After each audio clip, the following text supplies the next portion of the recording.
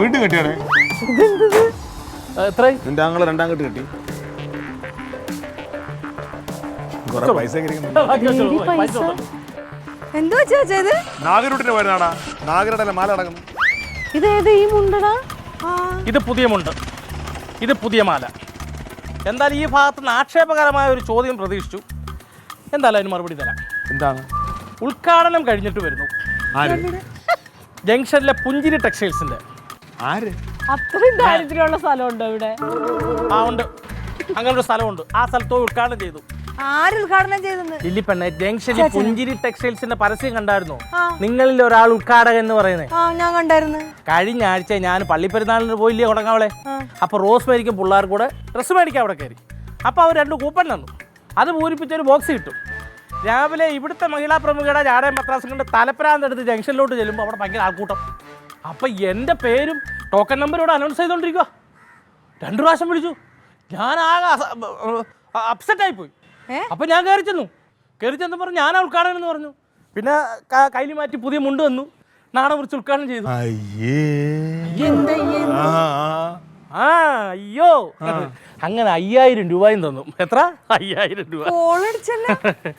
കോളടിക്കണം കൊച്ചോ. എനിക്കെന്തിന്? വെക്കലില്ലി പെണ്ണ എന്റെ സന്തോഷം. തന്നെയല്ലേ പാവം. രാവിലെ താങ്കൾ ഒരു യുദ്ധകാലാടിസ്ഥാനത്തിൽ എൻ്റെ അടുത്ത് കുറെ പോർവിളി നടത്തി. എത്ര രൂപയായിരുന്നു ആ പെണ്ണുമ്പിള്ള തന്നെ 4 രൂപ തന്നെ പറ. എന്തിന്? തയ്യക്കൂലി ഞാൻ എടുത്ത് മറിച്ചത്. വെച്ചോ, പലിശ സഹിതമുണ്ട്. കാര്യം 2000 രൂപയ്ക്ക് 20,000 രൂപ ഞാൻ കേട്ടു.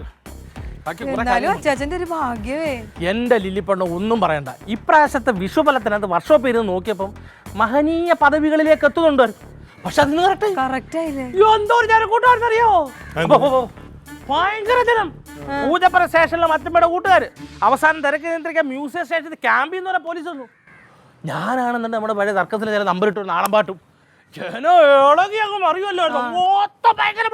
ഞങ്ങളെന്ന് വിളിക്കായിരുന്നില്ലേ? അപ്പം അതിനുള്ള സമയം മൊബൈൽ അവിടെ വെച്ചിട്ടല്ലേ പോയാൽ നിങ്ങളുടെ നാത്തൂന്റെ പോര് കാരണം ഫോട്ടോ പോലും എടുക്കാൻ അവര് വാട്സപ്പ് ചെയ്യാന്ന് പറഞ്ഞിട്ടുണ്ട്.